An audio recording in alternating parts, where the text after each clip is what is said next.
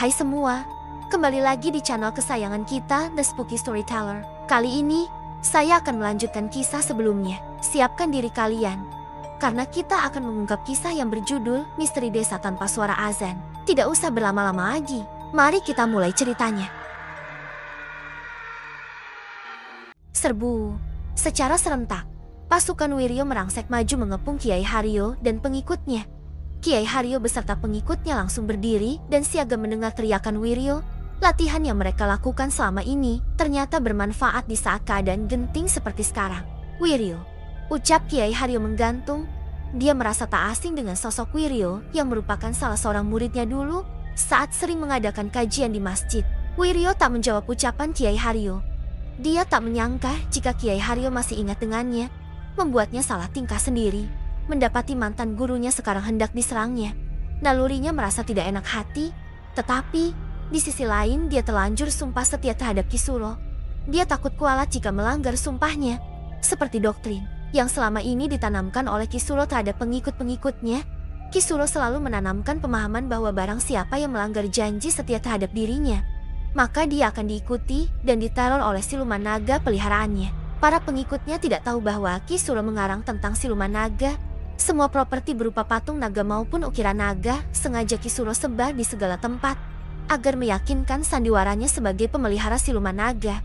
Mereka yang dangkal ilmu percaya begitu saja semua doktrin yang Kisuro gaungkan.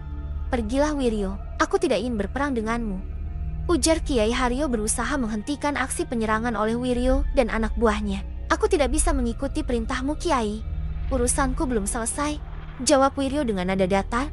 Rasa takutnya terhadap hukuman dari Kisuro membuatnya mengabaikan nalurinya. Memang apa urusanmu? Apakah aku pernah berbuat salah padamu? Tidak. Kiai tidak pernah berbuat salah padaku. Hanya saja, aku kesini untuk menjalankan perintah Kisuro, pemimpinku saat ini. Lantas, apa yang membuatmu berniat menyerang kami? Kami ingin membawa Neng Wuri bersama kami untuk diserahkan kepada Kisuro. Beliau akan menikahinya. Kalau aku tidak mengizinkannya, kamu mau apa? Maaf Kiai Haryo, agar semua selamat. Sebaiknya Kiai Haryo menyerahkan Wuri kepada kami untuk kami serahkan kembali kepada Kisuro.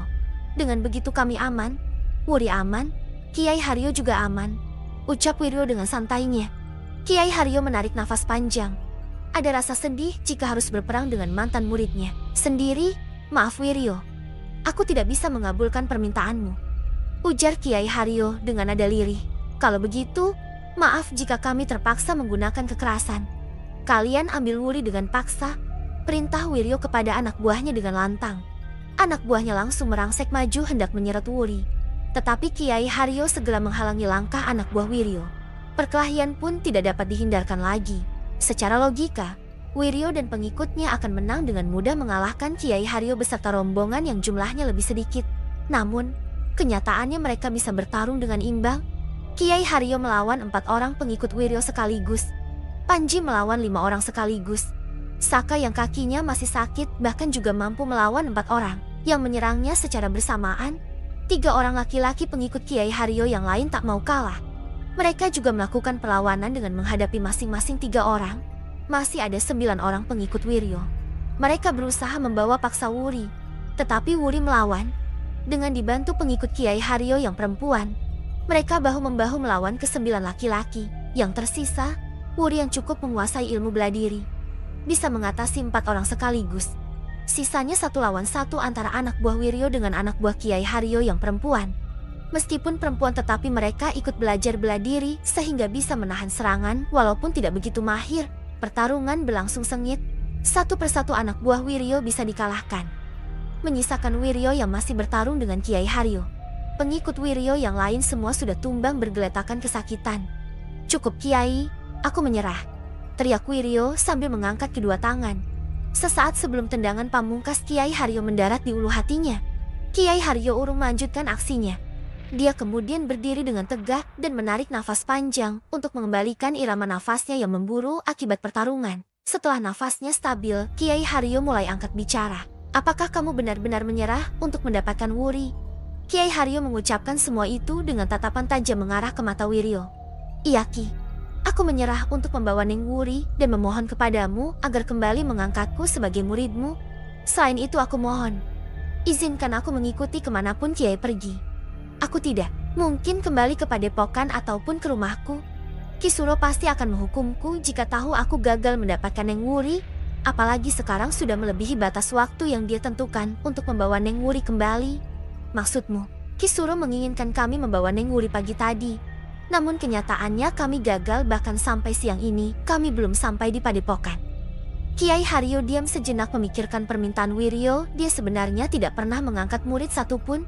Dia mempersilahkan siapapun yang hendak menimba ilmu darinya tanpa merasa bahwa dia berkedudukan lebih tinggi karena punya banyak ilmu.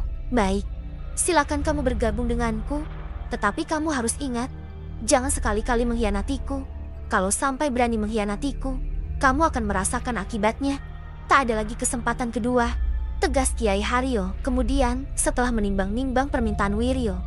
Terima kasih Kiai. Wiryo mengucapkan terima kasihnya dengan tulus. Berkali-kali dia menundukkan punggungnya sebagai bentuk keseriusannya menghormati Kiai Haryo. Setelah itu, Wiryo menghadap ke anak buahnya yang kini duduk rapi sembari memegang beberapa bagian tubuhnya yang sakit akibat perang. Aku memutuskan berhenti menjadi pengikut Kisuro dan bergabung dengan Kiai Haryo. Sekarang aku serahkan pada kalian semua. Akan mengikutiku atau akan kembali ke padepokan? Anak buah Wiryo saling berpandangan satu sama lain. Tanpa dikomando, mereka menjawab pilihan yang diberikan oleh Wiryo. Kami ikut Kiai Haryo. Begitulah, penyerbuan Wiryo dan pengikutnya berakhir dengan bergabungnya mereka pada rombongan Kiai Haryo.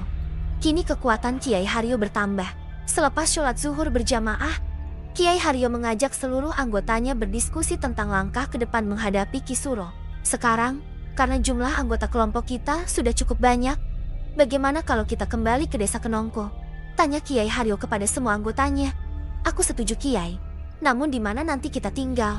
Kalau kembali ke rumah masing-masing, kekuatan kita akan terbagi-bagi, tidak terpusat lagi.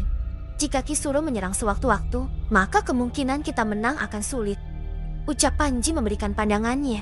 Benar ucapan Panji Kiai. Kita harus terus bersama agar kuat dan tak mudah dikalahkan oleh Kisuro.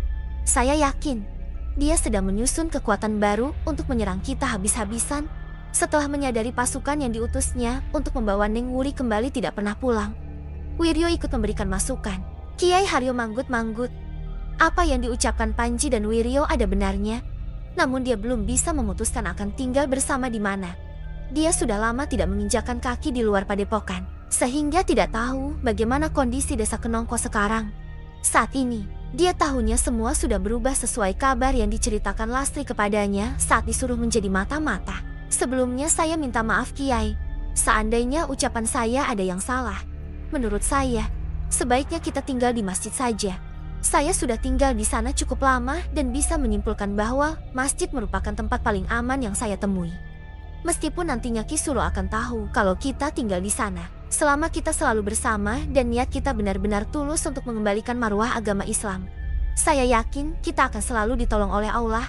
Saka yang memahami kegundahan Kiai Haryo mencoba memberikan masukannya. Benar ucapan Mas Saka ayah, kita tinggal di masjid saja sembari menghidupkan kembali aktivitas di masjid tersebut. Siapa tahu sebagian warga desa Kenongko yang menjadi pengikut Kisuro karena terpaksa mau bergabung kembali dengan kita.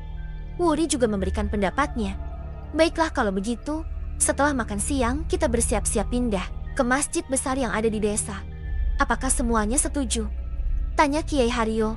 Setuju Kiai, jawab pengikut Kiai Haryo serempak. Setelah itu, mereka makan siang bersama dengan menu makanan berupa ubi lambat yang direbus. Sementara di padepokan Jirijoyo, Kisuro mengamuk mendapati anak buah yang ditugaskan untuk membawa Wuri kembali ke padepokan tidak kembali. Nyai Laksmini, teriak Kisuro memanggil istrinya. Dengan tergopoh-gopoh Nyai Laksmini datang lalu berdiri di hadapan Kisuro. Ada apa Ki? Panggil Karto sekarang. Suruh dia menghadapku di sini secepatnya. Suruh Kisuro kepada Nyai Laksmini. Nyai Laksmini bergegas mencari keberadaan Karto. Setelah ketemu, dia menyampaikan pesan dari Kisuro. Karto yang sudah sangat hafal dengan tabiat Kisuro segera menemuinya di pendopo rumah Joglo. Karto, pergilah dan cari informasi tentang keberadaan Wuri. Saat kamu sudah menemukannya, amati lalu pulanglah. Beri aku informasi tentang orang-orang di sekeliling Wuri secara detail. Aku sendiri yang akan membawa Wuri pulang ke padepokan ini. Ucap Kisuro berapi-api. Baik Ki, Karto lantas pamit dan pergi untuk melaksanakan perintah pimpinannya itu. Sementara, Kisuro juga pergi menuju bangunan tempat para pasukan padepokan berkumpul. Dia hendak melatih secara intens pasukannya untuk persiapan merampas Wuri. Jangan lupa like, subscribe, dan aktifkan notifikasi untuk mendapatkan update kisah selanjutnya. Sampai jumpa di video berikutnya.